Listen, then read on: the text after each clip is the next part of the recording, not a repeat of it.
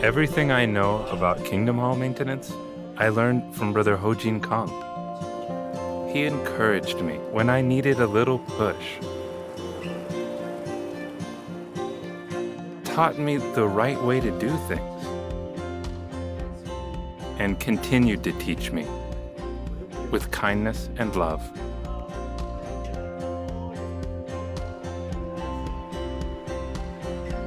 So when he asked to borrow a ladder, I was happy to lend him mine.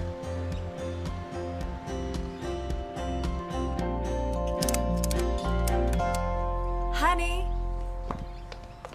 here are some things I need for a lunch today with the Youngs. What's the ladder for? Ho-Jin needs it. Ho-Jin? How's he doing? I heard something about a cane. Ho-Jin? A cane? No way. He's still as strong as an ox. Maybe. But it seems like... Well, you'll see how he's doing. And don't forget to stop at the store. Ho-Jin? A cane? No way.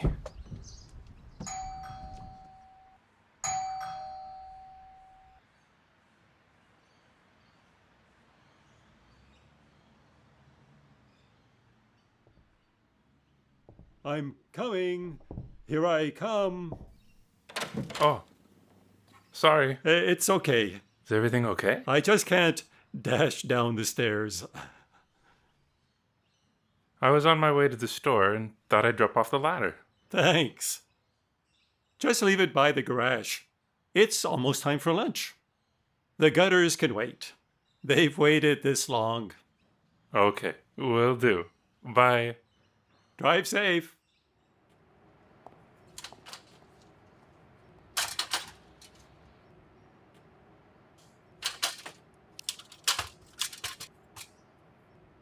I hate to interrupt this gripping story, but I have to add some commentary, otherwise I'll get done for copyright. Apparently, what 8.5 million Jehovah's Witnesses need in their lives right now is a dramatization about Kingdom Hall maintenance. Well, it's not just about Kingdom Hall maintenance, as we're going to see.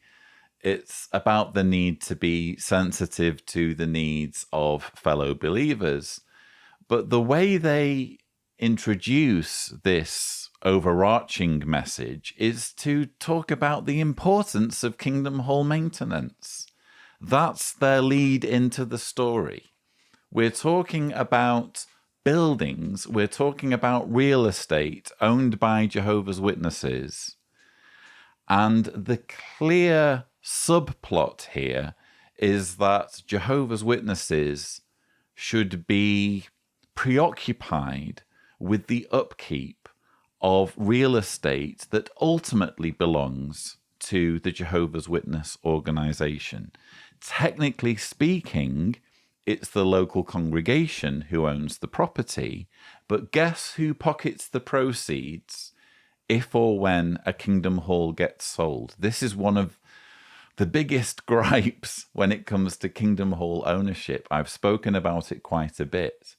Jehovah's Witnesses get duped into thinking that they are responsible when it comes to their donations for the upkeep of their hall, and indeed for contributing their time and labor towards making sure the Kingdom Hall is in a good state of repair and everything's working, as we saw depicted in this dramatization. But they're giving all of this volunteer labor, they're giving all of this time and effort and their donations towards a property that Watchtower gets to sell and pocket the proceeds from. So why isn't Watchtower sorting out the upkeep and maintenance? It's all a bit shady, isn't it? But that, for me, is the clear subplot here. Jehovah's Witnesses need to think about their Kingdom Hall maintenance and making sure Watchtower's real estate assets get taken care of.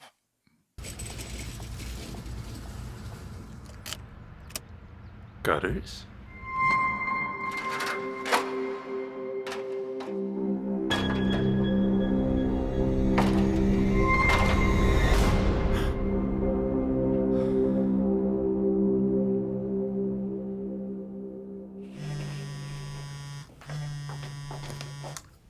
Hi, honey. Okay, but What about lunch? The Youngs will be here in an hour.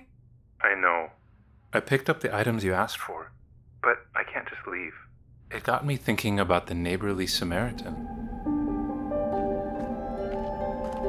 When we see a need, we can't be like the priest and Levite who just walked away.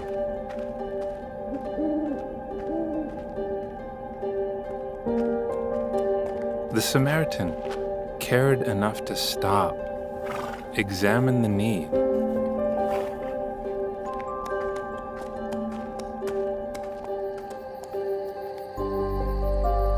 and take the time to help the poor man.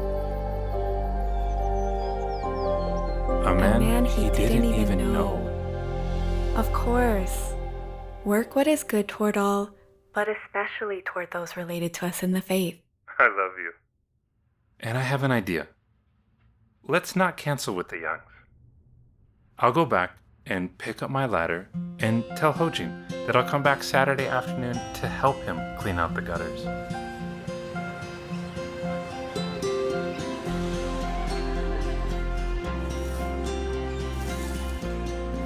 It's such a blessing to be able to care for the needs of our brothers and feel their loving care for us.